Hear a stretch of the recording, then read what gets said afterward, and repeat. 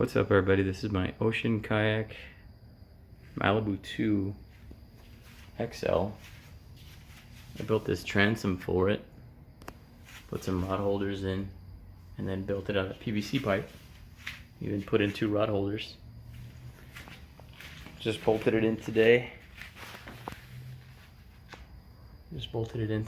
So it's holding pretty good.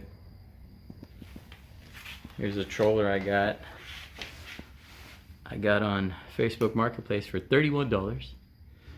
I built the transom for like 20 bucks. Got it hooked up to a marine battery.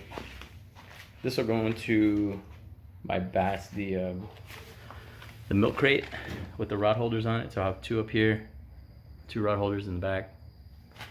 And it's got 39 pounds of thrust. Works really good. It's got 5 forward,